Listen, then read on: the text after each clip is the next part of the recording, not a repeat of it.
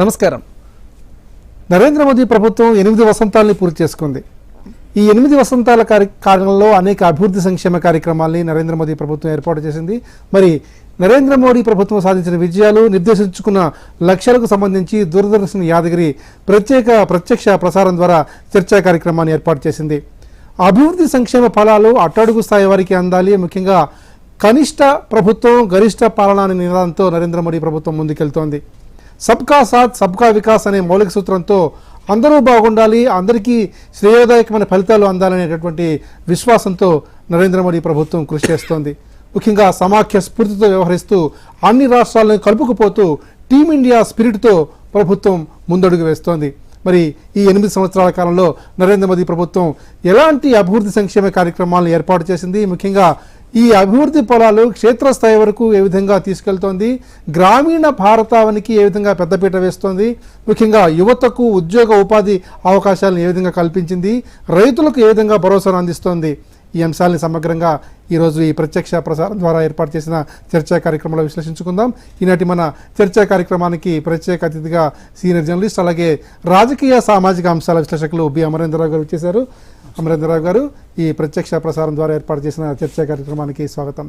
ముఖ్యంగా ఈరోజు సిమ్లాలో నరేంద్ర మోదీ ఒక ఉద్వేగభరితమైన ఒక దిశానిర్దేశం చేసేటటువంటి ఒక ప్రసంగం చేశారు.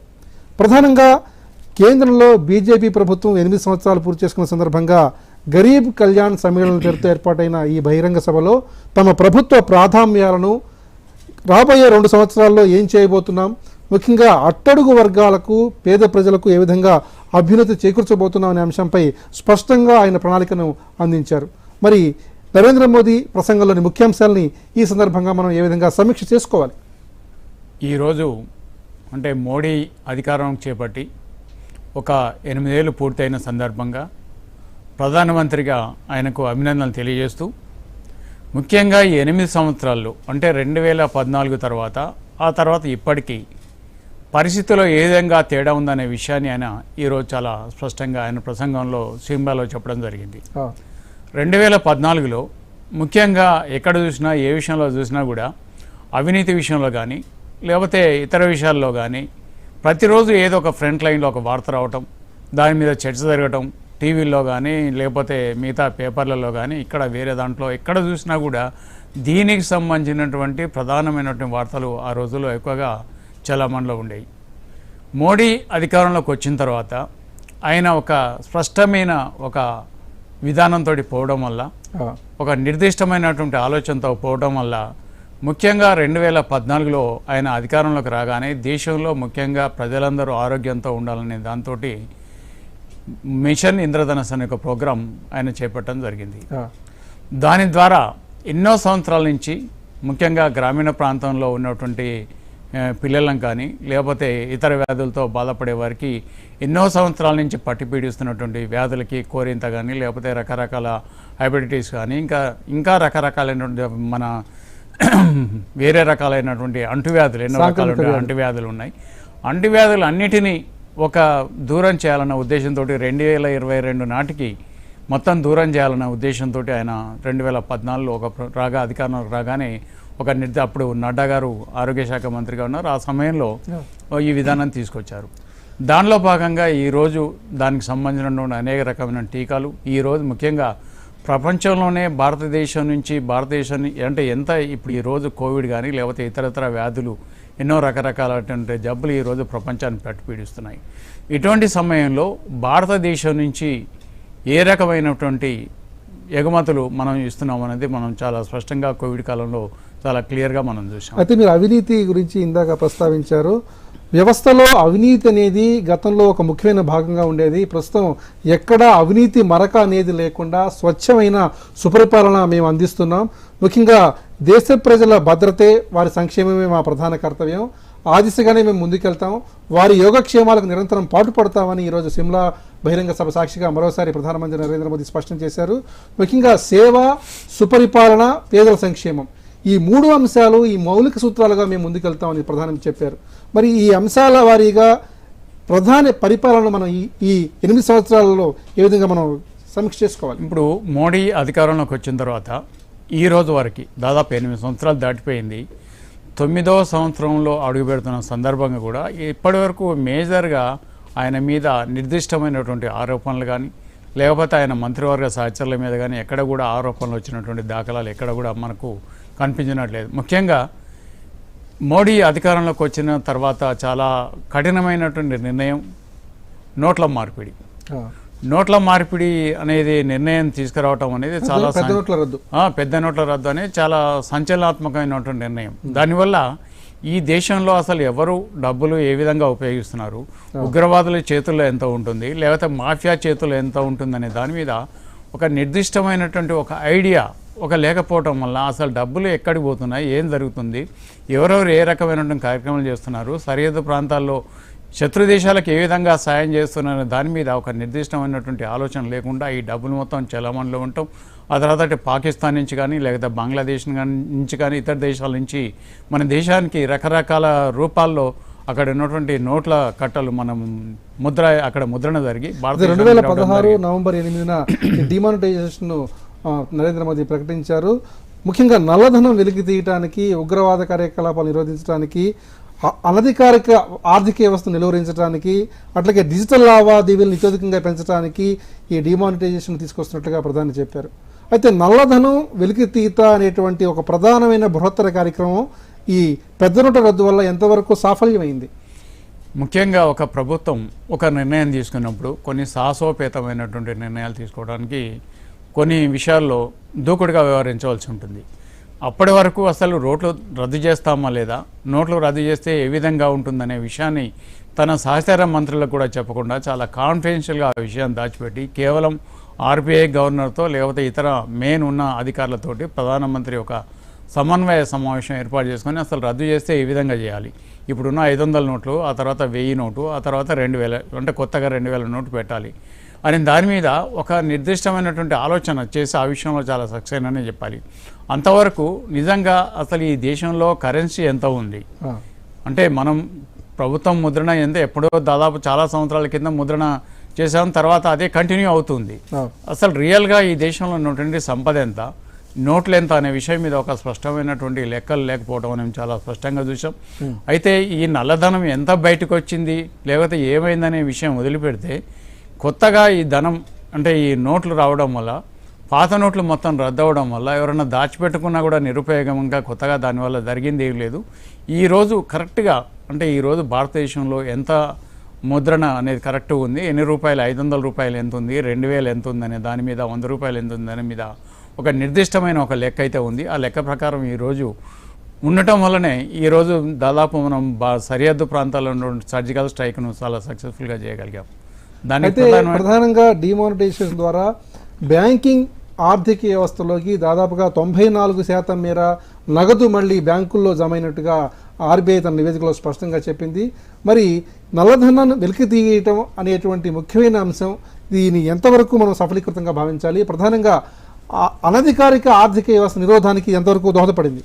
ఇప్పుడు ప్రభుత్వం ముద్రించినటువంటి నోట్ల సంఖ్య ఒకటైతే ప్రభుత్వం లెక్కలోకి లేనటువంటి సంఖ్య చాలా ఉండేది ఇండియాలో. అంటే ఇవాళ ఒక 100 రూపాయలు ఈరోజు మార్కెట్లో ఉంటే 100 రూపాయలు కాకుండా ఆ సంఖ్య 125 లేకపోతే 130 కూడా ఉండేది. ఈ నోట్ల ఏదైతే దీని ముద్రణ అంటే కొత్త నోట్ మార్పిడి ఏదైతే జరిగిన తర్వాత రియల్గా అంటే ప్రభుత్వం ఏదైతే ధనం ఉందో, ప్రభుత్వం ముద్రించినటువంటి ధనం ఉందో అదే మార్కెట్లోకి ఉంది తప్ప అనధికారికంగా ఉన్నటువంటి నోట్ల చలామణి మొత్తం పూర్తిగా రద్దవటం వల్ల అది బయటకు వచ్చినా రాకపోయినా ఈ దేశం మీద ఆ ప్రభావం అనేది చాలా బాగా చూపించింది. దీనివల్ల కొంత డెవలప్మెంట్ కూడా మనం కనిపించడం అనేది స్పష్టంగా చూస్తున్నాం మనం. అయితే ప్రధానంగా పన్నుల సంస్కరణలో విప్లవాత్మకమైన ఒక ముఖ్యమైనటువంటి మార్పు జిఎస్టీని తీసుకురావటం. వస్తు సేవల పన్ను అనేది చాలా ముఖ్యమైన అంశంగా ప్రపంచవ్యాప్తంగా కూడా ఆదరణ పొందింది. అయితే 2017 జూలై 1 నుంచి ఇది అమల్లోకి వచ్చింది. ప్రధానంగా చూసినట్లయితే కేంద్ర రాష్ట్ర ప్రభుత్వాల బహుళ పన్నుల వ్యవస్థను ఏకీకృతం చేస్తూ ఒకే పన్నుని, ఒకే దేశం ఒకే పన్ను అనే నినాదంతో ఈ జిఎస్టీని తీసుకొచ్చారు. మరి దీనివల్ల అటు ప్రజలకు ఇటు వాణిజ్య వ్యాపార వర్గాలకు ఏ విధంగా వెసులుబాటు లభిస్తోంది? ఇప్పుడు జిఎస్టీ రాకముందు అంతకుముందు రకరకాల రూపాల్లో రాష్ట్రాలకు సంబంధించింది వాళ్లకు కమర్షియల్ ట్యాక్స్ అని లేకపోతే వేరే వ్యాట్ రూపంలో లేక రకరకాలుగా ఉండేది. అదే ఒక్కొక్క రాష్ట్రంలో ఒక్కొక్క రకంగా ఉండేది. ముఖ్యంగా పేద రాష్ట్రాల్లో ఈ పరిస్థితి చాలా భిన్నంగా ఉండేది. ఎందుకంటే బాగా ఆర్థికంగా వెసులుబాటు ఉన్నటువంటి రాష్ట్రాల్లో పరిస్థితి బాగున్నప్పటికీ ముఖ్యంగా పేద రాష్ట్రాల్లో ఈ పరిస్థితి ఉండటం వల్ల అక్కడ ఆర్థిక పరిస్థితి చాలా హీనంగా ఉండేది. ఈ వ్యాట్ జిఎస్టీ తీసుకురావటం వల్ల మూడంచెల వ్యవస్థ అంటే పన్ను విధానం రాష్ట్రానికి కేంద్రానికి, ఆ తర్వాత కొన్ని ఇంటర్ స్టేట్ అండ్ మన దేశానికి సంబంధించినటువంటి పన్నులు ఈ సమన్వయంతో పనిచేయటం వల్ల ఈరోజు ఎక్కడ కూడా పన్నుల ఎగవాత అనేది లేకుండా జరిగింది. ముఖ్యంగా జిఎస్టీ ప్రతి నెల ఈరోజు ఎవ్రీ మంత్ తనకు సంబంధించిన జిఎస్టీని అప్డేట్ చేస్తేనే అతని వ్యాపార కార్యక్రమాలు ముందుకు తీసుకుపోవడం వల్ల జిఎస్టీ విధానం అనేది చాలా సక్సెస్ఫుల్గా ఎంత పన్ను కడుతున్నాం, ప్రభుత్వం ఎంత ఆదాయం ఎంత వస్తుంది, స్పష్టమైన గణాంకాలు వస్తున్నాయి. ఎక్కడో కొంత లోపాలు జరుగుతుండొచ్చు, అది వేరే విషయం. కానీ ఇవాళ దాదాపు 90% పైన జిఎస్టీ విధానం వల్ల సరైన పన్నులు ఎవరు కడుతున్నారు, దేని మీద కడుతున్నారు అని దాని మీద ఒక నిర్దిష్టమైన ఒక లెక్కలైతే చాలా స్పష్టంగా ఈరోజు భారతదేశంలో కనపడుతున్నాయి. అయితే ఈ జిఎస్టీకి సంబంధించి అనేక స్లాబులు ఉన్నాయి. ఆ వస్తు సేవల్ని రకరకాల స్లాబుల్లో వర్గీకరించారు. మరి దీనివల్ల అటు వ్యాపార వర్గాలకు, వాణిజ్య వర్గాలకు, ప్రధానంగా ప్రజలకు ఏ విధంగా మేలు చేకూరే అవకాశం ఉంది? కొన్ని వస్తువుల మీద 5% ఉంటే కొన్ని మీద 28 ఉంది. అంటే 12, 18, 28 ఇట్లా 4 స్లాబుల్లో ఈ జిఎస్టీ అనేది ఉంది. దీనివల్ల కొన్ని వస్తువుల మీద ముఖ్యంగా ప్రజలకు బాగా అవసరమైన వాటి మీద కొంచెం 5% ఉంటూ ఎక్కువగా కన్జ్యూమర్స్ సంబంధించి అంటే విదేశాల నుంచి దిగుమతి చేసుకున్నటువంటి వస్తువుల మీద 25% ఉంటాం అనేది మనం చూస్తున్నాం. దీని మీద ప్రజలు నిత్యం రోజు వాడుకున్నటువంటి వస్తువుల మీద వ్యాట్ జిఎస్టీ తక్కువగా ఉంది. ఆ తర్వాత ఇంపోర్టెడ్కి సంబంధించి వివిధ దేశాల నుంచి మనం తీసుకున్నటువంటి వస్తువుల మీద మాత్రం చాలా ఎక్కువగా ఉంటాం. మనం స్పష్టంగా ఉదాహరణకి కంప్యూటర్లు కానీ, టీవీలు కానీ, లేకపోతే ఇతరత్ర ఏదన్నా మనకు కావాల్సినటువంటి టెక్నాలజీని బయట నుంచి తీసుకుంటున్నాం. దాని మీద మాత్రం దాంట్లో ఒక పర్సెంటేజ్ మాత్రం ఎక్కువగా ఉంటుందని మనం. అయితే ఆయుష్మాన్ భారత్ అనేటువంటి కార్యక్రమం ద్వారా నిరుపేదలకు, ముఖ్యంగా దేశ ప్రజలందరికీ కూడా ఒక ఆరోగ్య బీమా, వైద్య ఆరోగ్య బీమా కల్పించడానికి దాదాపు 5 లక్షల వరకు కూడా బీమా సౌకర్యాన్ని అందించడానికి ఒక ఆయుష్మాన్ భారత్ పేరిట ఒక ఆరోగ్య పథక కార్యక్రమాన్ని తీసుకొచ్చింది. దాదాపుగా 500 మిలియన్ల ప్రజలు దీనిలో మమేకం అవుతారు. మరి ఇప్పటికే కొన్ని రాష్ట్రాలు దీంట్లో చేరడానికి ఇంకా సంశయిస్తున్నాయి. తెలంగాణ రాష్ట్రం దీంట్లో చేరలేదు. అనేక రాష్ట్రాలు దీంట్లో ఇప్పటికే చేరాయి. మరి దీనివల్ల పేద ప్రజలకు ఆరోగ్యపరంగా, ముఖ్యంగా వైద్య ఖర్చుల పరంగా ఎలాంటి వెసులుబాటు లభించే అవకాశం ఉంది? ఈ పథకం వల్ల ముఖ్యంగా బాగా ఆర్థికంగా వెనుకబడ్డటువంటి వర్గాలకి, అంటే ఆసుపత్రికి వెళ్ళలేని పరిస్థితుల్లో, డాక్టర్లకు చూపించుకోలేని పరిస్థితుల్లో ఉన్నటువంటి వాళ్ళు ఒక మంచి హాస్పిటల్కి వెళ్ళి చూసుకునేటువంటి పరిస్థితి ఏర్పడుతుంది. అయితే మన దగ్గర ముఖ్యంగా రాజశేఖర రెడ్డి గారు మన దగ్గర ఆంధ్రప్రదేశ్ సంబంధించి ముఖ్యమంత్రిగా ఉన్నప్పుడు ఆయన 2008లో అనుకుంటాను ఆరోగ్యశ్రీ తీసుకురావడం అనేది జరిగింది. తీసుకొచ్చిన తర్వాత దానివల్ల ఒక సామాన్యుడు అంటే ఒక మామూలు ప్రజలు ఒక ఆర్ఎంపీ డాక్టర్ని కానీ లేకపోతే ఒక ఎంబీబీఎస్ డాక్టర్ని కానీ వెళ్ళలేని పరిస్థితిలో ఉన్నప్పుడు ఒక కార్పొరేట్ ఆసుపత్రికి వచ్చి ఆయన వైద్యం తీసుకోవడం అనేది చాలా స్పష్టంగా చూసాం. దీనివల్ల ఇవాళ తెలంగాణ విషయంలో ఇప్పుడు కొంచెం ఆర్థికంగా కొంచెం ఇబ్బందులు, మరి వేరే కారణాల వల్ల అంతగా ప్రజలకు వైద్యం అందడం లేదు. కానీ చాలా కాలం నుంచి తెలంగాణ మొత్తం దేశానికి ఒక ఆదర్శంగా నిలబడిందని చెప్పాలి ఈ విషయంలో. అయితే ఆయుష్మాన్ పథకం కింద కేంద్రం ఇచ్చినటువంటి నిధులను రాష్ట్ర ప్రభుత్వం కూడా ఉపయోగించుకొని కరెక్ట్గా దాన్ని కనుక యూటిలైజ్ చేస్తే ఇవాళ దేశంలో ఉన్నటువంటి అనారోగ్య సమస్యలు చాలా వరకు సమసిపోయే అవకాశం ఉంది. దీన్ని రాష్ట్రాలు అంటే ఇది కేంద్రం క్రెడిబిలిటీ ఎక్కడ పోతుందనే దాంతో కొన్ని రాష్ట్రాలు వెనకడుగు వేస్తున్నాయి. ఈ విధానం కొంచెం రాష్ట్రాలు కూడా ఎందుకంటే మన సమాఖ్య రాజ్యం అనేది, సమాఖ్య రాజ్యాంగం, కేంద్ర రాష్ట్రాలు కలిస్తేనే ఇక్కడ రాజ్యం నడుస్తుందనే విషయాన్ని ముందుకెళ్ళాలి. అప్పుడు వెళ్తే ఇటువంటి ప్రోగ్రాంలు చాలా ఇంకా ప్రజల్లోకి వెళ్తే చాలా సక్సెస్ఫుల్ అవుతుంది. గత 8 సంవత్సరాలుగా దేశవ్యాప్తంగా నరేంద్ర మోదీ ప్రభుత్వం వచ్చిన తర్వాత 15 all India institute of medical sciences ఏర్పాటు చేస్తే ఇప్పటికే 10 ఎయిమ్స్లు పనిచేస్తున్నాయి. అక్కడ వైద్య ఆరోగ్య సేవలు ప్రజలకు అందుతున్నాయి. ఇంకా 5 ఎయిమ్స్లు నిర్మాణ దశలో ఉన్నాయి. అయితే విస్తృతంగా ప్రాథమిక ఆరోగ్య కేంద్రాలను బలోపేతం చేయడానికి కేంద్ర రాష్ట్ర ప్రభుత్వాలు వైద్య ఆరోగ్య శాఖకు ఇంకా బడ్జెట్ కేటాయింపులు ఏ విధంగా ఇతర పెంచాల్సిన అవసరం ఉంది? ఇప్పుడు ముఖ్యంగా ప్రజలు బాగా ఇబ్బందులు పడేటువంటి అంశం వైద్యం, ఆ తర్వాత ఎడ్యుకేషను, ట్రాన్స్పోర్ట్, ఈ 3 సదుపాయాలు, ఆ తర్వాత వాళ్ళు ఉండడానికి ఇల్లు. మెయిన్ ఈ 3 అంశాల్లో ఏ ప్రభుత్వం అయినా కూడా కేంద్ర ప్రభుత్వం కానీ రాష్ట్ర ప్రభుత్వం కానీ ప్రధానమైనటువంటి దృష్టి కేంద్రీకరించాల్సిన అవసరం ఉంది. ముఖ్యంగా ఇవాళ రోజు రోజుకి చాలా రకరకాలైనటువంటి జబ్బులు ఈరోజు మనం చూస్తున్నాము. కొత్త జబ్బులు వస్తున్నాయి మామూలుగా. అయితే అటువంటి వాటికి సరిపోని విధంగా వైద్యం అందించాలంటే ఆధునిక పరిశోధన ఆలయాలు ఎన్నో ఉండవలసిన అవసరం ఉంది. అంటే ఇప్పుడున్న ఆసుపత్రులతో కాకుండా బోధనకు సంబంధించి ఒక ఆల్ ఇండియా లెవెల్లో ఒక మెడికల్ సైన్స్ అనేది ఒక ఏర్పాటు చేసి దాని ద్వారా కొత్త వైద్యం అందులో అందుబాటులోకి తీసుకొస్తే ప్రజలకి కొంతలోనైనా కొంత మెరుగైనటువంటి అవకాశం ఏర్పడే అవకాశం ఉంది. ఈరోజు వస్తున్నటువంటి ఆధునికమైనటువంటి ఈ కాలంలో ఇప్పుడు ఏర్పడుతున్నటువంటి వైద్య సవాలు ఏదైతే సవాళ్ళు ఉన్నాయో, ఆరోగ్యానికి సంబంధించినటువంటి సవాళ్ళు ఉన్నాయో ఆ సవాళ్ళను మనం చాలా సమర్థంగా ఎదుర్కొనే అవకాశం అయితే చాలా స్పష్టంగా ఉంటుందని నేను అనుకుంటున్నాను. అయితే ప్రధానంగా తమ ప్రభుత్వం తీసుకొచ్చిన సంస్కరణల వల్ల దేశంలో వెలుగులు విరజిమ్ముతున్నాయని, ప్రధానంగా క్షేత్రస్థాయి వరకు ప్రజల్లో ఆనందాతిరేకాలు వ్యక్తమవుతున్నాయని ఈరోజు జరిగిన సిమ్లా సమావేశంలో ప్రధానమంత్రి నరేంద్ర మోదీ వ్యాఖ్యానించారు. ముఖ్యంగా చూసినట్లయితే ప్రధానమంత్రి ఆవాస్ యోజన అనే కార్యక్రమం ద్వారా దాదాపుగా 2.7 కోట్ల గృహాలని నిర్మించాలని లక్ష్యంగా నిర్ణయించుకున్నారు. ఇప్పటికే 1.81 కోట్ల గృహాలు నిర్మించారు. మరి అందరికీ ఇళ్ళు, అందరికీ గూడు, అందరికీ ఆవాసం అనేటువంటి లక్ష్యంతో నరేంద్ర మోడీ ప్రభుత్వం ముందుకెళ్తోంది. మరి అందరికీ ఇళ్ళు అనేటువంటి బృహత్తర లక్ష్యాన్ని సాధించడానికి ఇంకా ఏ స్థాయిలో ఎలాంటి కీలకమైన నిర్ణయాలు తీసుకోవాలి? ఈరోజు సిమ్లాలో ప్రసంగించిన దాంట్లో ముఖ్యంగా ప్రధానమంత్రి బీద ప్రజల స్థితిగతులు మెరుగుపరచడానికి, అక్కడ సామాన్య ప్రజలు ఇంకా అభివృద్ధి పథంలోకి రావడానికి, దేశానికి స్వాతంత్రం వచ్చి ఇన్ని సంవత్సరాలు అయినప్పటికీ ఇంకా బీదరికంలో మగ్గిపోతున్న విషయాన్ని ఈరోజు ఆయన చాలా ప్రధానంగా ప్రస్తావించడం జరిగింది. దానిలో భాగంగా దేశంకి స్వాతంత్రం వచ్చి ఇన్నేళ్ళు అయినప్పటికీ ఇప్పటికీ సరైనటువంటి వసతి లేకపోవడం చాలా విచారించదగ్గ విషయం.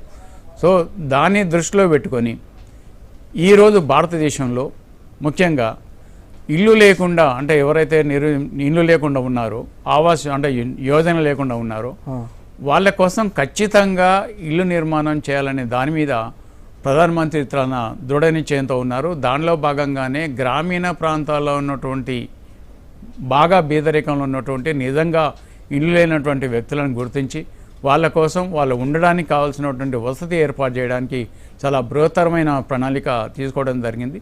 దానిలో భాగంగా ఈరోజు ఇంకా దేశంలో ఎంతమంది ఉన్నారు, వాళ్ళని ఐడెంటిఫై ఏ విధంగా చేయాలని దాని మీద కూడా ఇవాళ సిమ్లాలో ఒక సూచన చేయడం జరిగింది. దానిలో భాగంగా రాబోయే కాలంలో కేంద్ర రాష్ట్ర ప్రభుత్వాలు ఒక సమన్వయంతో ఈ విషయంలో ముందుకు పోతే భవిష్యత్తులో ఇంకా ఇల్లు లేరు, ఇంకా ఇల్లు ఉండదు అనే సమస్య తగ్గే అవకాశం అయితే చాలా క్లియర్గా కనపడుతుందని నేను అనుకుంటున్నాను. నరేంద్ర మోదీ ప్రభుత్వం నిర్ణయాత్మకంగా క్రియాశీలకంగా వ్యవహరిస్తుంది. ప్రజల మనోభావాల్ని తెలుసుకుని ఆ విధంగా ప్రదర్శిస్తోంది అనే అంశాన్ని మనం చాటి చెప్పడానికి ఆర్టికల్ 370 రద్దు అనే అంశాన్ని మనం ప్రస్తావించుకోవాలి.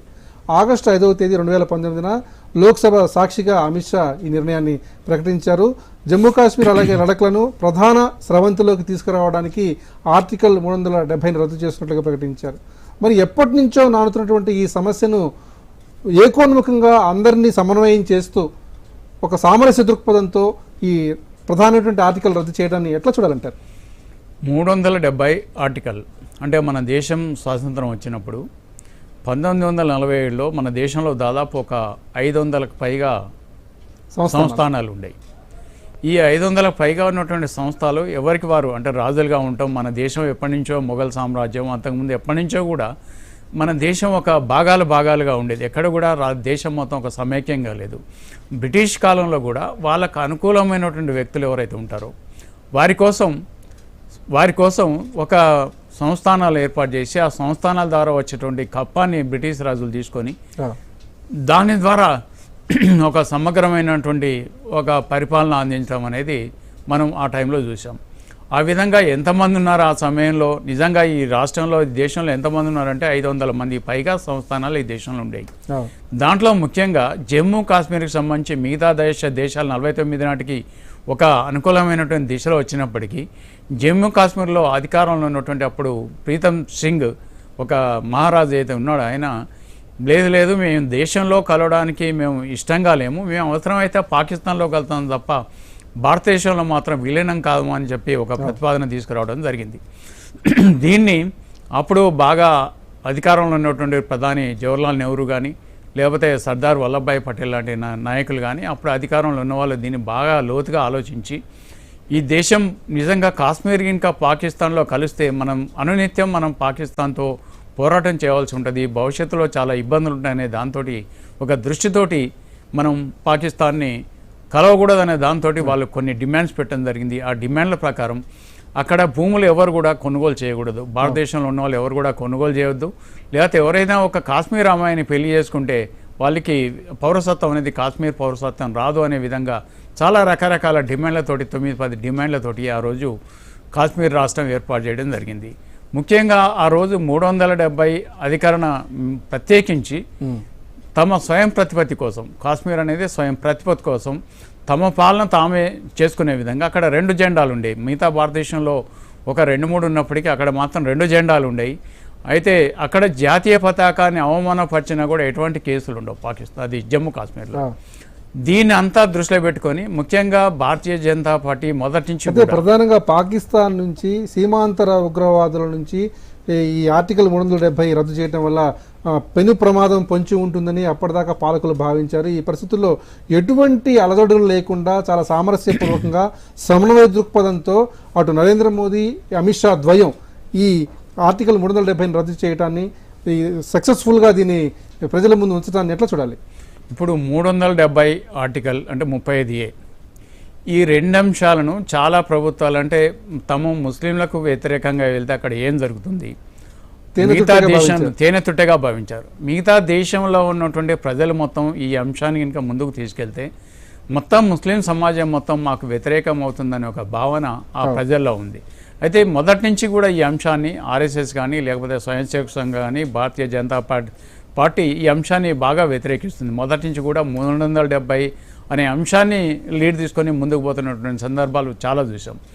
దీన్ని దృష్టిలో పెట్టుకొని తాము అధికారంలోకి వచ్చిన తర్వాత 2019లో ఈ 370 ఆర్టికల్ను రద్దు చేయటం, ఆ తర్వాత అక్కడ జమ్మూ ఒక ప్రాంతం, ఆ తర్వాత లడఖ్ అనే ఒక ప్రాంతం, 2 వేర్వేరు కేంద్రపాలిత ప్రాంతాలుగా అక్కడ ప్రకటించడం, అక్కడ రూలింగ్ చాలా సక్సెస్ఫుల్గా ఇవాళ దేశంలో ఎక్కడ లేని విధంగా జమ్మూ కాశ్మీర్లో చాలా పీస్ఫుల్గా ఈ ల్యాండ్ ఆర్డర్ నడుస్తుందనే విషయాన్ని మనందరం గమనించాల్సింది ఉంది. అయితే ప్రభుత్వం అనే పదానికి తాము అర్థం మార్చేసామని, ప్రభుత్వం అంటే ఒక బాస్గా వ్యవహరించదని, ప్రజాసేవకుడిగానే ప్రభుత్వం వ్యవహరిస్తుందని నరేంద్ర మోదీ పదే ప్రస్తావిస్తున్నారు. ప్రధానంగా సామాన్య ప్రజల్ని కూడా ఆర్థిక వ్యవస్థలో మమేకం చేయడానికి తమ ప్రభుత్వం కృతనిశ్చయంతో ఉందని ప్రధానమంత్రి ఉద్ఘాటిస్తున్నారు. ఈ సందర్భంగా జన్ధన్ యోజన అనే అంశాన్ని మనం ప్రస్తావించుకోవాలి. అటు బ్యాంక్ అకౌంట్లను ఆధార్ మొబైల్తో సమన్వయం చేస్తూ సామాన్య నిరుపేద వర్గాలకు కూడా బ్యాంక్ అకౌంట్లు ఓపెన్ చేసి వారిని ఆర్థిక వ్యవస్థలో మమేకం చేశారు. దేశ ఆర్థిక వ్యవస్థలో కీలక భూమికను వహించేలా చేశారు. మరి దేశ ఆర్థిక వ్యవస్థ మరింత బలోపేతం కావడానికి ఈ జన్ధన్ యోజన అనే కార్యక్రమం ఏ విధంగా ఉపకరిస్తోంది? జన్ధన్ యోజన ఇది ముఖ్యంగా అంతవరకు అసలు బ్యాంకుల్లో అకౌంట్ లేని వ్యక్తుల కంటే ఎవరైనా ఒక వ్యక్తి బ్యాంకుకి వెళ్ళి అకౌంట్ ఓపెన్ చేయాలంటే దానికి ఎన్నో ఆధారాలు చూపించాల్సిన అవసరం ఉండేది. ముఖ్యంగా వేరే ఒక బ్యాంక్ అకౌంట్ ఉన్న 2 వ్యక్తులతో సంతకాలు తీసుకోవటం, లేకపోతే ఆ బ్యాంక్ మేనేజర్ సాటిస్ఫై అయితే తప్ప వాళ్ళకి అకౌంట్ ఓపెన్ చేయకపోవడం అనేది మనం చాలా సందర్భాల్లో బ్యాంకుల్లో చూసాం. అయితే ఈ జన్ధన్ యోజన ఈ పథకం ఎప్పుడైతే ప్రవేశపెట్టడం జరిగిందో బ్యాంకులే కస్టమర్ల దగ్గరికి వచ్చి మీరు ఖాతా ఓపెన్ చేయండి, మీకు 500 ఉన్నా సరే 100 రూపాయలు ఉన్నా సరే మీ అకౌంట్ ఓపెన్ చేస్తామనే దాంతో బ్యాంకుల్లో అకౌంట్ ఓపెన్ చేయడం అనేది చాలా క్లియర్గా చూసాం. దీనివల్ల ఇవాళ దేశంలో ఉన్నటువంటి చాలామంది ప్రజలు ఇవాళ మనం బయట చూడండి, ఎక్కడన్నా బండి దగ్గర కానీ మామిడి పండ్లు అమ్మే దగ్గర కానీ కూరగాయలు అమ్మే దగ్గర కానీ ఎక్కడ కూడా వాళ్ళు ఈ డిజిటల్ మనీ ఏదైతే అవుతుందో డిజిటల్ ద్వారా తమ అకౌంట్కి కావాల్సిన డబ్బుల్ని వాళ్ళు దాంట్లో గూగుల్ పే కానీ లేకపోతే ఫోన్పే కానీ ఇంకా రకరకాలుగా ఇవాళ డబ్బులు తీసుకునేటువంటి పరిస్థితి ఈరోజు దేశంలో ఉంది. దీనికి ప్రధానమైనటువంటి కారణం అందరికీ అకౌంట్ బ్యాంకుల్లో అకౌంట్ ఉండటం వల్ల తమకు వచ్చే డబ్బులు ఎక్కడి నుంచో కాకుండా డబ్బు నగదు రూపంలో కాకుండా డిజిటల్ రూపంలో కూడా తీసుకున్నటువంటి వ్యవస్థ ఉంది. ఇది భవిష్యత్తులో దేశానికి చాలా పునాది అని నేను భావిస్తున్నాను. ఎందుకంటే డిజిటల్ వ్యవస్థలో మొత్తం డబ్బులు అంటే ఎక్కడ ఉంటాయి, డబ్బులు మొత్తం నగదు రూపంలో ఎంత ఉంటుంది, ఏం జరుగుతుందనే విషయం ప్రతిదీ ఆన్లైన్లో కనిపిస్తుంది కనుక భవిష్యత్తులో దేశం యొక్క సంపద మరింత పెరిగే అవకాశం తప్ప దీనివల్ల ఎటువంటి నష్టం ఉండదని నేను భావిస్తున్నాను. అదే మీరు డిజిటల్ అంశం గురించి ప్రస్తావించారు కాబట్టి డిజిటల్ ఇండియా అనేటువంటి కార్యక్రమాన్ని నరేంద్ర మోదీ ప్రారంభించారు. దేశవ్యాప్తంగా హై స్పీడ్ ఇంటర్నెట్ను పెంచడం, అట్లాగే ఆధునిక సాంకేతిక పరిజ్ఞానాన్ని గ్రామీణ ప్రాంతాల వరకు విస్తరించడం, ప్రభుత్వ సేవల్ని పౌరులకు చేర్చడానికి సాంకేతిక పరిజ్ఞానం వినియోగించడం, ముఖ్యంగా ఇంటర్నెట్ సేవల్ని మూలమూలగా విస్తరించడం అనేటువంటి కార్యక్రమం ద్వారా ఈ డిజిటల్ ఇండియాని ప్రారంభించారు. ప్రధానంగా చూసినట్లయితే దేశ ఆర్థిక ముఖ చిత్రాన్ని ఈ డిజిటల్ ఇండియా ఏ విధంగా పరివర్తన చెందిస్తోంది? డిజిటల్ ఇండియా రాకముందు ముఖ్యంగా మనం ఒకప్పుడు ఏదైనా ఒక ఊరికి వెళ్తే మీకు కరెంట్ ఉందా లేదా అనేది ప్రధానంగా ఆ రోజు సమస్యగా గ్రామీణ ప్రాంతాల్లో కనపడేది. కానీ ఈరోజు ఏ మూలకి వెళ్ళినా ఎక్కడికి వెళ్ళినా కూడా అక్కడ ఇంటర్నెట్ సేవలు ఏ రకంగా ఉంటున్నాయి నేను చూస్తే దాదాపు మొబైల్ కానీ లేకపోతే ఇతరత్ర వాటిలో ఎక్కడ చూసినా కూడా ఈరోజు ఇంటర్నెట్ సేవలు అందుబాటులోకి వచ్చాయి. దీని ద్వారా నగదు ఏదైతుందో డిజిటల్ రూపంలో ఎవరికైనా చాలా ఈజీగా చెల్లించేటువంటి అవకాశం ఏర్పడింది. ఈవెన్ ప్రభుత్వాలు రైతుల నుంచి కొన్న ధాన్యం విషయంలో కానీ లేకపోతే ప్రైవేటు వ్యక్తులు రైతుల నుంచి కొన్న విషయంలో కానీ ప్రజల నుంచి ఏదైనా కొనుగోలు చేసిన విషయంలో కానీ డిజిటల్ వ్యవస్థ అనేది చాలా సమర్థవంతంగా చాలా సక్సెస్ఫుల్గా ఉపయోగపడుతుంది. దీనివల్ల ఇవాళ దేశంలో నిజం చెప్పాలంటే ఇవాళ నోట్లు ముద్రణ చేయడానికి ఎన్నో రకాలైనటువంటి పేపర్లు అవసరం ఉంటుంది, ఎన్నో రకాలైన మొక్కలను మనం వాటిని చేసి నోట్లు తయారు చేయాల్సిన అవసరం ఉంది. కానీ డిజిటల్ వ్యవస్థ వచ్చిన తర్వాత ప్రతిదీ ఈరోజు చాలా ఈజీగా అయిపోయింది. ఇవాళ దేశంలో ఎంత ఈజీ అంటే నగదు ప్రింటింగ్ అనే దానికి కావాల్సినటువంటి స్కిల్డ్ పీపుల్ కానీ లేకపోతే ఇతరత్ర విషయంలో దానికి అయ్యే ఖర్చు కానీ తగ్గిపోతూ రోజు డిజిటలైజేషన్ వల్ల నగదు ఈజీగా ట్రాన్స్ఫర్ అవటం వల్ల డిజిటలైజేషన్కి ఇంపార్టెన్స్ రోజుకు పెరుగుతుంది. డిజిటల్ ఇండియా నినాదం డిజిటల్లీ ఎంపవర్డ్ సొసైటీ అంటే ప్రధానంగా ఆధునిక సాంకేతిక పరిజ్ఞానంతో కూడిన సమాజాన్ని రూపొందించడమే డిజిటల్ ఇండియా ప్రధాన లక్ష్యం. అయితే పల్లెల వరకు ముఖ్యంగా గ్రామీణ ప్రాంతాలు గిరిజన ప్రాంతాల వరకు ఈ డిజిటల్ ఇండియా సేవలు తీసుకెళ్ళడానికి ఇంకా ప్రభుత్వం రాష్ట్ర ప్రభుత్వాలతో ఏ విధంగా సమన్వయం చేసుకోవాలి? ఇప్పటికే అంటే ముఖ్యంగా పట్టణ ప్రాంతాల్లో అంతగా ఉపయోగిస్తున్నారో లేదో తెలియదు, కానీ పల్లె ప్రాంతాల్లో దాదాపు చాలా మటుకు ఇవాళ డబ్బులు దేంట్లో ఏం చేస్తున్నారంటే గూగుల్ పే నుంచి చేస్తున్నారు, ఫోన్పే నుంచి చేస్తున్నారు, లేదా బ్యాంకుకు సంబంధించిన ఇతరత్ర సౌకర్యాలు ఉపయోగించి నెట్ సేవల ద్వారా ఇవాళ డబ్బులు చెల్లించడం అనేది మనం చాలా స్పష్టంగా చూస్తున్నాం. ఈ విషయాన్ని దృష్టిలో పెట్టుకొని భవిష్యత్తులో ఇంకా కేంద్ర రాష్ట్ర ప్రభుత్వాలు ఒక సమన్వయంతో ఇంకా ముందుకెళ్తే భవిష్యత్తులో నగదు రహిత సమాజాన్ని మనం చూడడానికి ఎన్నో రోజులు పట్టదు. ఈ విషయంలో కేంద్ర రాష్ట్ర ప్రభుత్వాలు ఒక నిర్దిష్టమైనటువంటి ఆలోచన చేస్తే చాలా సక్సెస్ఫుల్గా ముందుకు పోతుందని అనుకుంటున్నాను. కోవిడ్-19 క్లిష్ట సమయంలో నరేంద్ర మోదీ ప్రభుత్వం వ్యాక్సినేషన్ కార్యక్రమాన్ని ప్రారంభించి విజయవంతంగా 200 కోట్ల డోసులకు పైగా ప్రజలకు అందించింది. ప్రధానంగా ప్రపంచ ఆరోగ్య సంస్థే విస్తుపోయింది. ఒక దేశం తక్కువ కాలంలో ఎక్కువ డోసుల్ని ఈ విధంగా అందించడం అనేది గతంలో ఎన్నడూ చూడలేదు. ఇది కేవలం భారతదేశానికి మాత్రమే చెందినటువంటి ముఖ్యాంశంగా WHO గుర్తించింది. అలాగే వ్యాక్సినేషన్ దౌత్యంతో అనేక దేశాలకు కూడా మన దేశం వ్యాక్సిన్లను సరఫరా చేసింది. ముఖ్యంగా వ్యాక్సిన్ నేపాల్, శ్రీలంక, అట్లాగే ఆఫ్ఘనిస్తాన్, మయన్మార్ లాంటి దేశాలకు కూడా మన వ్యాక్సిన్లు తరలి వెళ్ళాయి. ఈ పరిస్థితుల్లో ఈరోజు సిమ్లాలో కూడా నరేంద్ర మోదీ ప్రధానంగా ఒక అంశాన్ని ప్రస్తావించారు. ఎన్ని అవాంతరాలు ఎదురైనా కూడా 200 కోట్ల వ్యాక్సినేషన్లు సుదూర ప్రాంతాలకు విజయవంతంగా అందించగలిగాం. అది కేవలం ప్రజల సహకారం వల్లనే ఇది చేయగలిగామని ప్రజల్లో దీంట్లో భాగస్వాములుగా చేశారు. ప్రధానంగా చూసినట్లయితే 200 కోట్ల వ్యాక్సినేషన్ మార్కును అధిగమించడానికి నరేంద్ర మోదీ ప్రభుత్వం చేసినటువంటి కృషిని మనం ఈ సందర్భంగా ఏ విధంగా గుర్తు చేసుకోవాలి?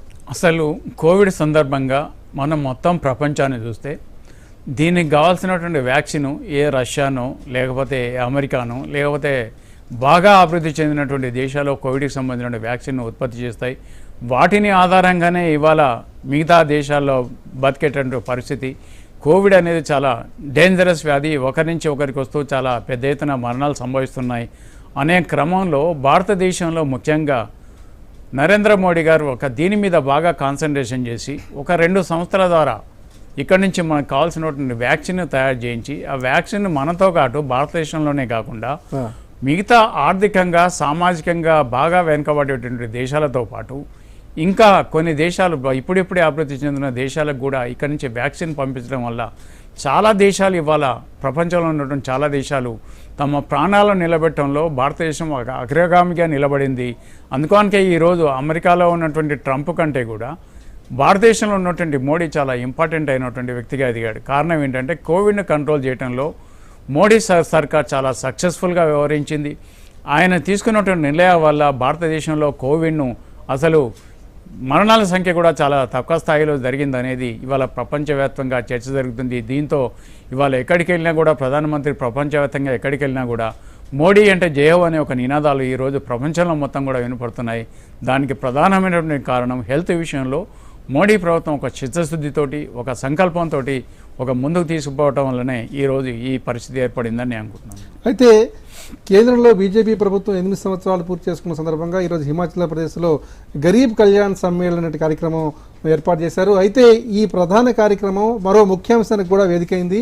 పీఎం కిసాన్ సమ్మాన్ పథకం 11వ విడత నిధుల్ని ఈ కార్యక్రమం ద్వారా ఈ కార్యక్రమం నేపథ్యంగా దేశ ప్రజలకు ముఖ్యంగా రైతాంగానికి పంపిణీ చేశారు. 10 కోట్ల మంది రైతులకు దీనివల్ల లబ్ధి చేకూరుతుంది. దాదాపు 21,000 కోట్ల నిధుల్ని వారి బ్యాంక్ అకౌంట్లో జమ చేశారు. ప్రధానంగా చూసినట్లయితే ఈ పీఎం కిసాన్ సమ్మాన్ పథకం ముఖ్యాంశాలు మనం ఎట్లా సమీక్ష చేసుకోవాలి? సంవత్సరానికి 6,000 రూపాయలు బ్యాంక్ అకౌంట్లో జమ చేస్తారు. 3 విడతలుగా ఒక్కోసారి 2,000 చొప్పున జమ చేస్తారు. మరి దీనివల్ల రైతులకు ఏ విధంగా ఆర్థికంగా వెసులుబాటు లభిస్తుంది? దేశంలో ముఖ్యంగా రైతే రాజు, రైతే వెన్నెముక, ఆ తర్వాత రైతు లేనిదే రాజ్యం లేదు అనేది ప్రధానమైన నినాదంతో ఏర్పడేటువంటి దేశాల్లో భారతదేశం చాలా ముఖ్యమైనది. అయితే ఇటువంటి అన్నదాతకు చాలా సందర్భాల్లో ఈ దేశంలో ఉన్నటువంటి పరిస్థితుల్లో చాలా క్లిష్టమైన పరిస్థితులు ఏర్పడి వాళ్ళు ఒక దశలో వాళ్ళు వ్యవసాయం చేయలేక వాళ్ళకు ఉన్నటువంటి అప్పులు మొత్తం అంటే వాళ్ళు అప్పులు చేయటం, ఆ తర్వాత వాళ్ళకు ఉన్నటువంటి ఆస్తులు మొత్తం తాకట్టు పెట్టి ఇక ఈ వ్యవసాయం చేయలేము అనే దాంతో ఆత్మహత్యలు జరుగుతున్నటువంటి సంఘటనలు దేశంలో చాలా చూసాం. ఇటువంటి టైంలో ముఖ్యంగా భారతదేశం వ్యాప్తంగా మన్మోహన్ సింగ్ అధికారంలో ఉన్నప్పుడు ఒకసారి మొత్తం దేశవ్యాప్తంగా 1 లక్ష నుంచి 2 లక్షల వరకు రుణమాఫీ చేయటం అనేది చూసాం. దానివల్ల చాలా రైతుల్లో చాలా ఒక రకమైనటువంటి ఉత్సాహం ఏర్పడింది.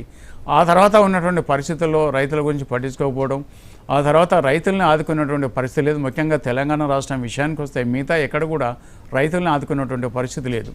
దీనివల్ల ఇవాళ దేశంలో రైతులను అంటే కాశ్మీర్ నుంచి కన్యాకుమారి వరకు ల్యాండ్ ఎంతైనా ఉండనియండి, 10 ఎకరాలు కానీ 5 ఎకరాలు కానీ 2 ఎకరాలు ఎంతైనా ఉండనియండి, ఆ వ్యక్తికి సంవత్సరానికి ఒక 6,000 రూపాయలు ఆయన అకౌంట్లో వేయడం అనేది జరుగుతుంది. దీనివల్ల రైతు తన ఆర్థిక పరిపుష్టిని పెంచుకోవడంతో పాటు ఆయనకున్నటువంటి కొన్ని అప్పులను కనీసం అంటే ఒక ఆత్మవిశ్వాసం, ప్రభుత్వం నాకు ఒక ధైర్యం ఇస్తుంది, భరోసా ఇస్తుంది, ప్రభుత్వం ఇస్తున్నటువంటి దాంతో నేను వ్యవసాయం చేయగలుగుతాననే ఒక నినాదంతో ఆయన ముందుకు పోవడం జరుగుతుంది. దీనివల్ల ఇవాళ రైతులో ఒక ఆత్మనిర్భయ అంటే ఒక పరిస్థితి, నేను ఉండగలను, ఈ ప్రధానమంత్రి ఈ దేశం నాకుంది, నేను వ్యవసాయం చేసుకుంటే బతకగలను, ఆత్మవిశ్వాసంతో సేద్యం చేసుకున్నటువంటి పరిస్థితి ఈ రోజు ఏర్పడింది. దాంతోపాటు ఈరోజు వ్యవసాయ రంగంలో అనేకమైనటువంటి విప్లవాత్మకమైనటువంటి మార్పులు వస్తున్నాయి. ఈరోజు ముఖ్యంగా మీరు కీలకంగా రైతుల గురించి వ్యవసాయం గురించి ప్రస్తావించారు కాబట్టి వ్యవసాయ రంగ ముఖ చిత్రాన్ని సంపూర్ణంగా మార్చడానికి నరేంద్ర మోదీ ప్రభుత్వం 3 కొత్త వ్యవసాయ చట్టాలను తీసుకొచ్చింది.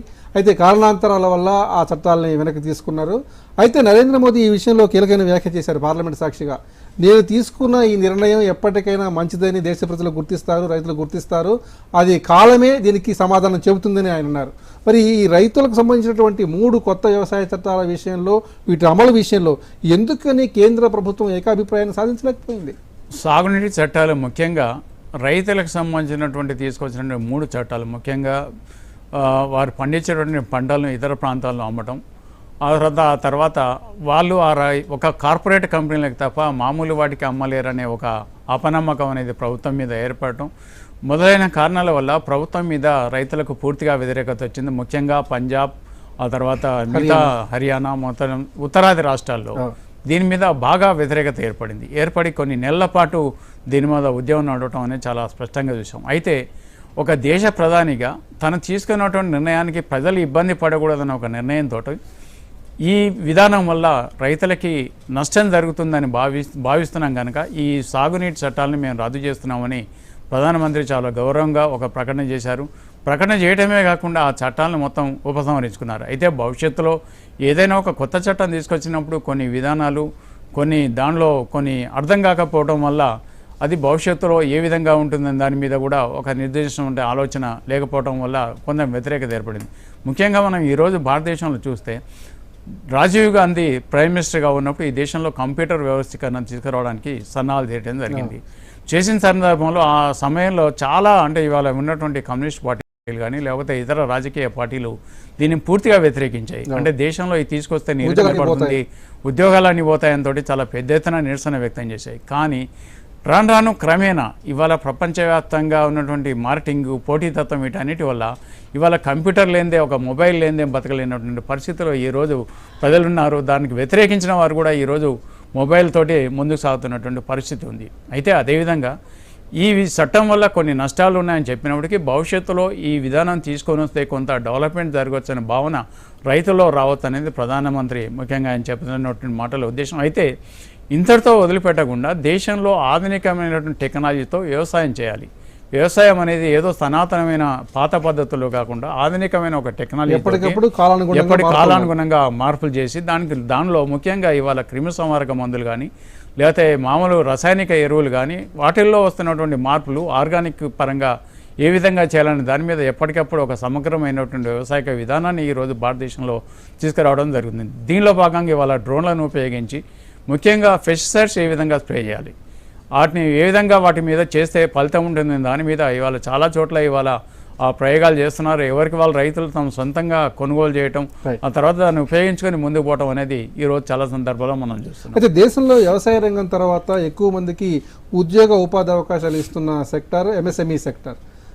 ముఖ్యంగా ఈ ఎంఎస్ఎంఈ సెక్టార్ సంబంధించి దాదాపుగా దేశవ్యాప్తంగా 64 మిలియన్ల సెక్టార్లు ఉన్నాయి, యూనిట్లు ఉన్నాయి. మరి దీనికి సంబంధించి చూసినట్లయితే నరేంద్ర మోదీ ప్రభుత్వం ఎప్పటికప్పుడు ఈ ఎంఎస్ఎంఈ సెక్టార్కి సంబంధించి ప్రత్యేకమైన ప్యాకేజీలు అందిస్తోంది. అయితే ఆశించిన స్థాయిలో వాటి పనితీరు మరింతగా మెరుగుపరచడానికి, ఆశించిన స్థాయిలో ఉద్యోగ ఉపాధి అవకాశాలు అందించడానికి ఇంకా ఎటువంటి ముఖ్యాంశాలపై దృష్టి సారించాలి? ఎంఎస్ఎంఈ అంటే స్మాల్ మీడియం స్కేల్ ఎంటర్ప్రైజ్ కింద దానికి ఒక నిర్దిష్టమైనటువంటి ఒక పెట్టుబడి ఈ స్థాయిలో ఉండి పెట్టుబడి ఉండి దీనికి ప్రభుత్వం నుంచి ఇంత వస్తుంది, బ్యాంకు నుంచి ఇంత వస్తుంది అనే ఒక దాని మీద దాదాపు ఎప్పటి నుంచో ఈ పథకం అనేది అమలుకి వస్తుంది. అయితే ముఖ్యంగా ఈ మధ్యలో ప్రధానమంత్రి గారు ఒక నిర్ణయం తీసుకున్న తర్వాత స్టార్టప్ కంపెనీస్ అంటే కొత్తగా కంపెనీలు పెట్టేవారు ఏ విధంగా ఉండాలనే దాని మీద ఒక విధానం తీసుకురావడం జరిగింది. దానిలో భాగంగా ఇటు కేంద్ర రాష్ట్ర ప్రభుత్వాలు ఒక సమన్వయంతో దీంట్లో ముందుకు పోవడం అనేది మనం చూస్తాం. కీలకంగా స్టార్టప్ ఇండియా సీడ్ ఫండ్ పేరిట 2021 ఏప్రిల్ 1న ఒక ప్రత్యేకమైన నిధిని కూడా దీనికి సంబంధించి ఏర్పాటు చేశారు. అంటే మీకు సమాచారాన్ని మీకు చెప్పు. అయితే దీనికి సంబంధించి అయితే దీంట్లో ఒక 3 విభాగాలుగా చేయడం జరిగింది. ముఖ్యంగా రిజిస్ట్రేషన్ అంటే ఏదైనా ఒక కంపెనీ తన సొంతంగా రిజిస్ట్రేషన్ చేసుకోవడం, లేదా ఒక ఫర్మ్గా ఏర్పాటు చేసుకోవడం, లేతే కొన్ని సందర్భాల్లో ఇండివిజువల్గా కూడా వాళ్ళు తనకు ఉన్నటువంటి నైపుణ్యాన్ని పెంపొందించే విధంగా చేయటం, దీనికోసం దానికి కావాల్సినటువంటి ప్రత్యేక నిధిని ఏర్పాటు చేయడం అనేది మనం చూసాం.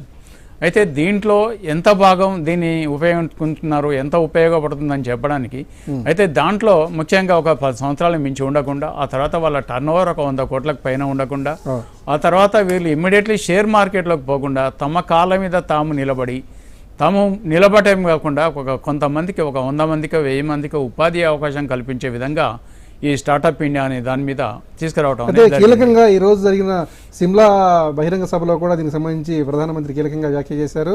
ప్రపంచవ్యాప్తంగా భారత్ స్టార్టప్లపై చర్చ జరుగుతోంది, ఎగుమతుల్లో దేశం చరిత్ర సృష్టిస్తోందని కీలకంగా నరేంద్ర మోదీ వ్యాఖ్యానించారు. మరి ప్రధానంగా చూసినట్లయితే ఎటువంటి లక్ష్యాలపై, ముఖ్యంగా స్టార్టప్ ఇండియా సంబంధించినటువంటి లక్ష్యాలపై ప్రభుత్వం ఏ విధంగా దృష్టి సారించాలి? ప్రధానంగా చూసినట్లయితే స్టార్టప్ ఇండియా, స్టాండప్ ఇండియా, అట్లాగే స్కిల్ ఇండియా, ఈ 3 అంశాలను ఏ విధంగా మేళవించాలి? ఇప్పుడు నైపుణ్యానికి సంబంధించినటువంటి విషయంలో ముఖ్యంగా ఎవరికి ఏ విషయంలో నైపుణ్యం ఉంటుంది, నైపుణ్యం లేని వారు ఏ రకంగా అనే దాని మీద దీన్ని విభజించడం అనేది జరిగింది. ముఖ్యంగా కొంతమందికి నైపుణ్యం ఉండి కూడా వారికి సరైనటువంటి దిశ దశ నిర్దేశం లేకపోవడం వల్ల వాళ్ళు తమ భవిష్యత్తుని ఏ విధంగా తీసుకోవాలనే దాని మీద కొంతమందికి డబ్బులు ఉండొచ్చు, లేకపోవచ్చు, డబ్బులు ఉండొచ్చు. అయితే ఈ పరిస్థితుల్లో తమను ఏ విధంగా ముందుకు పోవాలనే దాని మీద ఈ విధానం అనేది చాలా స్పష్టంగా కనపడుతుంది. దీంతో కొన్ని వేల మంది ఈరోజు భారతదేశంలో చాలామంది నైపుణ్యం ఉన్నవాళ్ళు, నైపుణ్యం లేని వాళ్ళు రకరకాలుగా వాళ్ళు ఈ స్టార్టప్ ఇండియాలో వచ్చేసి వాళ్ళు భవిష్యత్తును వాళ్ళు స్వయంగా వాళ్ళు నిలబడటమే కాకుండా ఇవాళ ఒక 100 మందికి 1000 మందికి ఇవాళ ఉపాధి ఇచ్చేటువంటి పరిస్థితుల్లో ఈరోజు భారతదేశంలో కనపడుతుంది. ముఖ్యంగా ఇది ప్రధానమంత్రి నరేంద్ర మోడీ తీసుకున్న నిర్ణయం వలన ఇది సాధ్యమవుతుందని నేను అనుకుంటున్నాను. అయితే ప్రధానంగా సమీప భవిష్యత్తులో మన దేశం స్వావలంబన స్వయం సమృద్ధి సాధిస్తుంది. ఈ విషయంలో తనకు గట్టి నమ్మకం ఉందని ప్రధానమంత్రి ఇటీవలే ప్రకటించారు. ఆ నేపథ్యంలోనే ఆత్మనిర్భర్ అనేటువంటి ఒక కొత్త పదాన్ని దేశ ప్రజల ముందు ఆవిష్కరించారు. ఆత్మనిర్భర్ భారత్ ప్యాకేజీ పేరిట కరోనా క్లిష్ట సమయంలో పరిస్థితులను ఎదుర్కోవడానికి, దేశం ఆర్థికంగా నిలదొక్కుకోవడానికి దాదాపుగా 27.10 లక్షల కోట్ల ప్యాకేజీని ప్రకటించారు. మరి ఈ ప్యాకేజీ వల్ల దేశం ఆర్థికంగా ఏ విధంగా బలోపేతం అయింది, ఆర్థిక ప్రచోదనానికి ఈ ప్యాకేజీ ఏ విధంగా సహకరించింది? ఇప్పుడు ఈ పథకం వల్ల ముఖ్యంగా కరోనా సమయంలో మనం ఎంతో పరిస్థితులు చాలా డైరెక్ట్గా చూసాం.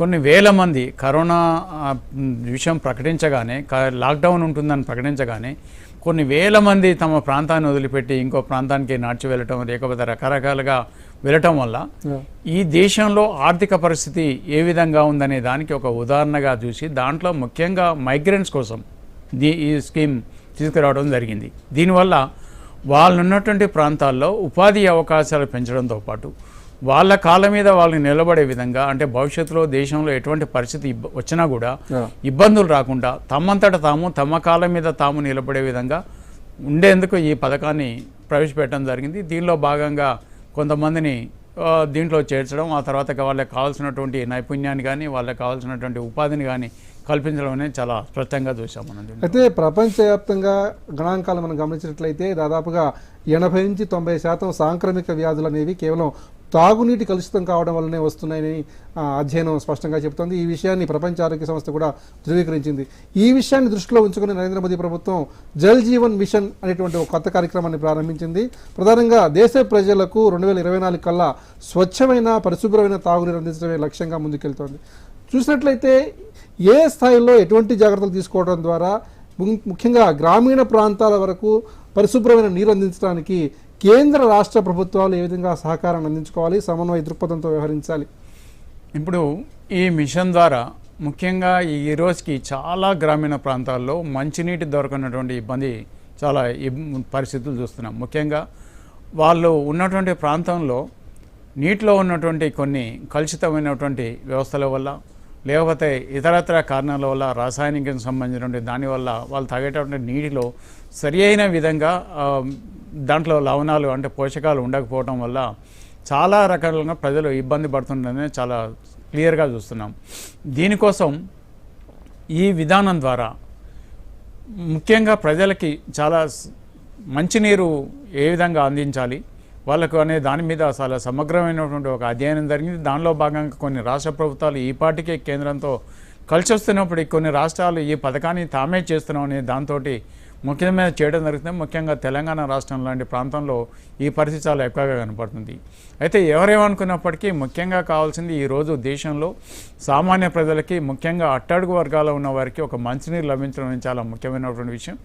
దానికోసం ఇవాళ కేంద్రం తీసుకున్నటువంటి ఈ విధానం ఏదైతుందో ముఖ్యంగా గ్రామీణ ప్రాంతంలోనే కాకుండా పట్టణ ప్రాంతంలో ఉన్నటువంటి చాలా అంటే మురికివాడల్లో కానీ లేకపోతే బాగా ఆర్థికంగా వెనుకబడినటువంటి ప్రాంతాల్లో ఇవాళ స్వచ్ఛమైనటువంటి మంచినీరు దొరికేటువంటి పరిస్థితి ఈరోజు కనపడుతుంది. ఇంకా రాబోయే కాలంలో దీని మీద మరింత శ్రద్ధ పెట్టి ముఖ్యంగా రాష్ట్ర ప్రభుత్వాలు కూడా కేంద్రం ఇచ్చేటువంటి నిధులను తీసుకొని దీన్ని మరింత సమర్థవంతంగా చేస్తే మాత్రం ఇంకా భవిష్యత్తులో అందరికీ మంచినీరు దొరికేటువంటి అవకాశం ఉంది. ఈరోజు చాలా వరకు జూన్ జూలై ప్రాంతంలో మనం చూస్తే ఎక్కువ రోగాలు నీటికి సంబంధించిన ద్వారా వచ్చినటువంటి రోగాలే మనం చాలా అంటువ్యాధులు ఎక్కువగా చూస్తున్నాం. ఇటువంటి పరిస్థితి రాకుండా ఉండాలంటే కేంద్రంతో పాటు రాష్ట్రాలు కూడా కేంద్రం ఇచ్చే కేంద్ర పథకాలని రాష్ట్ర పథకాలతో సమన్వయం చేసుకొని ముందుకు పోతే భవిష్యత్తులో ప్రజలకు మొత్తం మంచినీరు దొరికేటువంటి అవకాశం చాలా దొరుకుతుంది. దీనివల్ల ఆరోగ్య పరిస్థితి కూడా మెరుగవుతుందని అనుకుంటున్నాను. అయితే ప్రధానంగా యువతకు ఉద్యోగ ఉపాధి అవకాశాలు మెరుగుపరచడానికి, వారిలో నైపుణ్యాభివృద్ధిని నిరంతరం పెంచడానికి కేంద్ర ప్రభుత్వం ముఖ్యంగా నరేంద్ర మోడీ ఆలోచనల మేరకు, సంకల్పం మేరకు స్కిల్ ఇండియా అనేటువంటి కార్యక్రమాన్ని తీసుకొచ్చారు. అంటే ఎక్కడికెక్కడ ప్రత్యేకమైన నైపుణ్యాభివృద్ధి కేంద్రాలను ఏర్పాటు చేసి యువత అభిరుచులకు అవసరాలకు తగినట్టుగా ప్రత్యేక శిక్షణ ఇవ్వడం ద్వారా వారికి ఉద్యోగ ఉపాధి అవకాశాలు కల్పించడానికి ఈ కార్యక్రమం ఉద్దేశించారు. మరి దీని ద్వారా ముఖ్యంగా గ్రామీణ యువతకు ఏ విధంగా ఉద్యోగ ఉపాధి అవకాశాలు మెరుగుపడతాయి?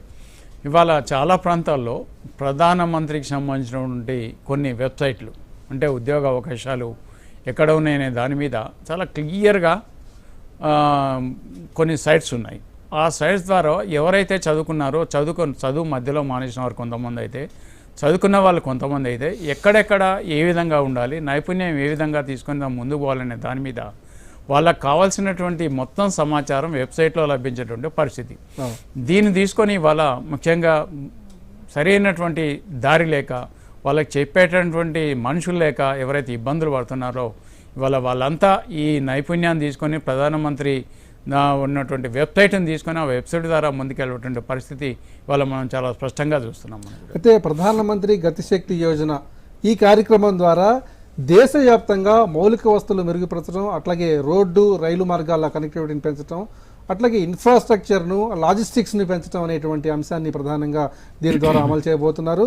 అక్టోబర్ 13, 2021లో ఈ కార్యక్రమాన్ని లోక్సభ సాక్షిగా ప్రధానమంత్రి ప్రకటించారు. అయితే అంతకుముందు ఆగస్టు 15, 2021న ఎర్రకోట మీద దీనికి సంబంధించిన ప్రకటన చేశారు.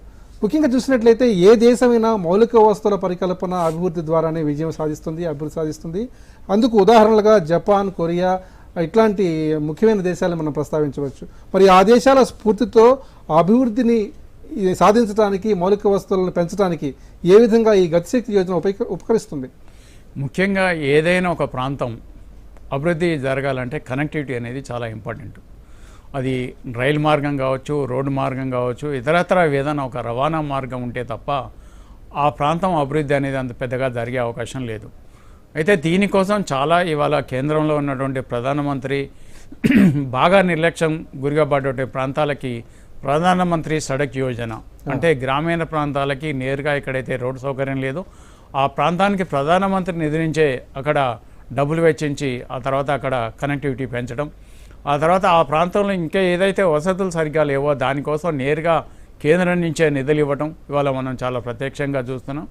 దీనివల్ల చాలా ప్రాంతాల్లో ఇవాళ అంటే ముఖ్యంగా నిర్లక్ష్యానికి గురిగాబడ్డ ప్రాంతాల్లో ఇవాళ కొత్తగా ఈ స్కీములు తీసుకురావడం వల్ల కనెక్టివిటీ పెరిగి కొంతైనా అభివృద్ధి జరిగేటువంటి అవకాశం అయితే చాలా స్పష్టంగా కనపడుతుందని అనుకుంటున్నాను. అయితే గ్రామ స్వరాజ్యమే దేశ సౌభాగ్యంగా నరేంద్ర మోదీ ఎప్పటికప్పుడు ప్రస్తావిస్తూ ఉంటారు.